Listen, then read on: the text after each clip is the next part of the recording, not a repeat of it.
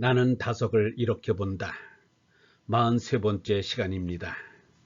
오늘은 다석의 영성여정, 다석의 영성여정이라는 제목으로 말씀드리겠습니다.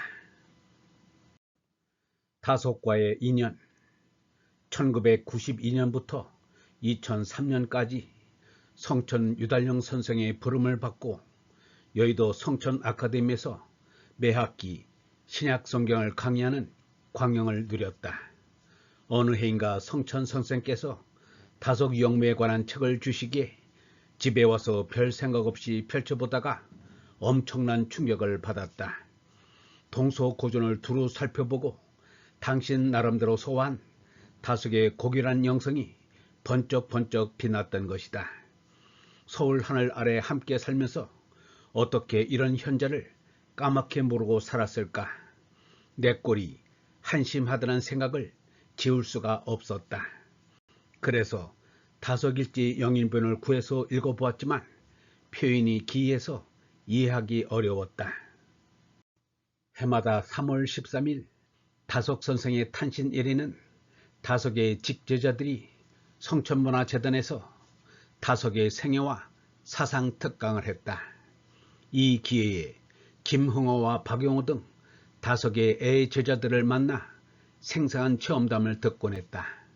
또한 이들에게서 연경반 강의 속기록을 얻어보았다.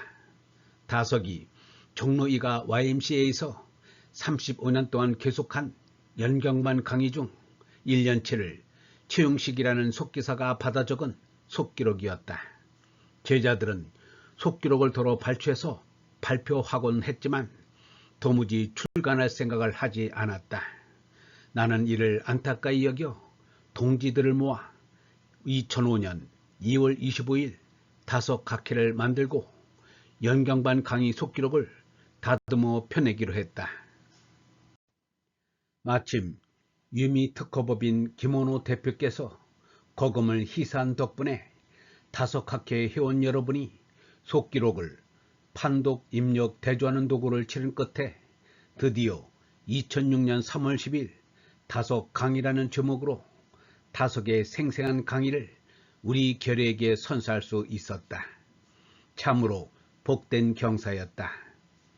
다석의 영성여정.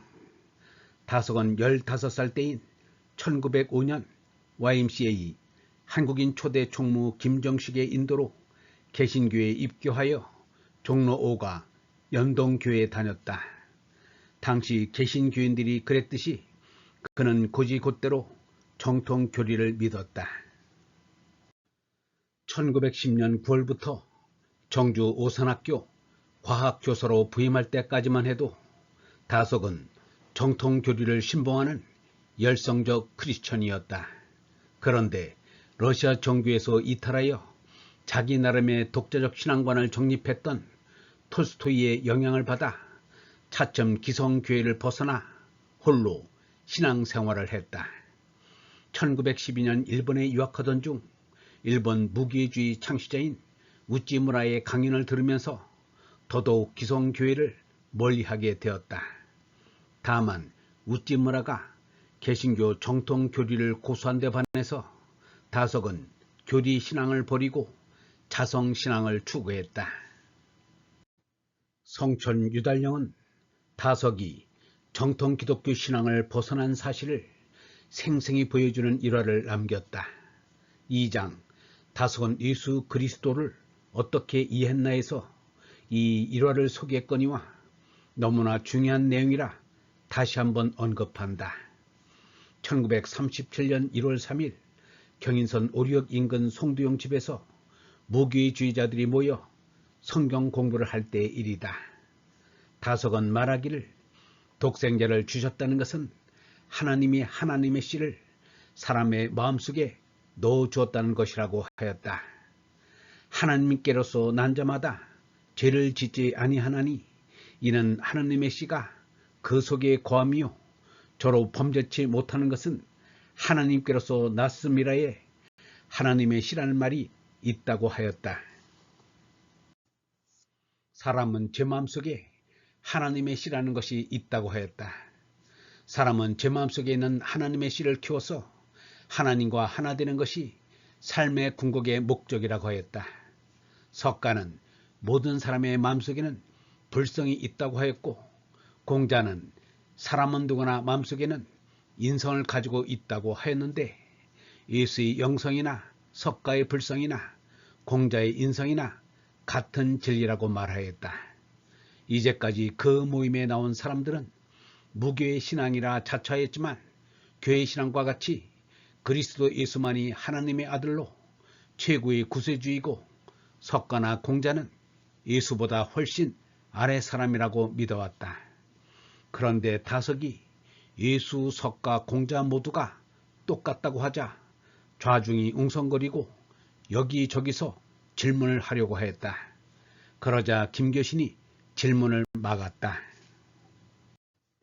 김교신은 사람들에게 다석 선생님의 성경풀이는 아주 높은 차원에서 보고하는 말씀이므로 그 말씀을 알아들을 만한 귀를 따로 가지고 듣지 않으면 그 참뜻을 바로 이 자리에서 깨닫기는 어려우니 각자 마음에 간직하고 돌아가서 오랫동안 되새겨 보라고 타일렀다.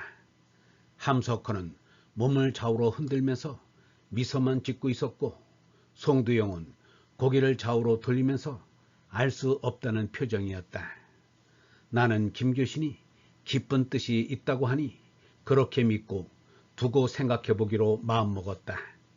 다석은 그의 말을 듣고 의아해하는 여러 사람들의 동정을 보면서 혼자서 특유의 웃음을 지었다. 다석은 1941년 2월 17일부터 죽을 때까지 하루 저녁 한 끼만 먹었다. 그리고 일일 일식을 시작한 이튿날 온 가족을 모아놓고 해혼을 선언했다. 다석은 사람의 욕심 가운데서 식욕, 성욕을 가장 경계했는데 지천명에 이르러 식단과 색단을 결행했던 것이다. 어느 분이 전하는 바에 따르면 아침 식사는 하느님께 드리고 점심 식사는 배고픈 이웃에게 베풀며 저녁은 당신이 먹는다고 다석이 말씀하신 적이 있다고 한다. 색단은 또 얼마나 어려운가. 간디는 인도가 독립하기 전에는 부부관계를 맺지 않겠노라고 공언하고서 부인을 4번이나 범했다지 않는가. 유영모의 고백은 이렇다. 유영모란 사람은 정력이 약해서 그런 소리를 한다고 할지 모르겠다. 나처럼 마른 사람을 새꼬리라고 한다. 나는 51살까지 범방을 했는데 그 뒤로는 아주 끊었다. 아이 낳고 하던 일이 꼭 전생에 하던 일같이 생각된다. 정욕이 없어서 그런 게 아니다. 드디어 1942년 1월 4일 하느님 예수님을 깊이 증득하고 주옥같은 신앙시편 15수를 빚어 성소 조선에 기고했다. 다석은 1942년 1월 4일을 부르신 지 38년 만에 믿음에 들어간 중생일이라고 했다. 부록에 중생기 전문을 실었으니 일독하기 바란다. 다석의 영성은 간단 명료하다. 다석은 하느님과 우리의 관계를 아빠와 어린이의 표상으로 언표했으니 그의 영성은 부자 유친 영성이다. 그리고 예수는 하느님을 향해 똑바로 서서 사신 분이라고 했으니 다석의 영성은 직립 영성, 해바라기 영성이다. 영성신학원 다석 아카데미의 하늘소리였습니다.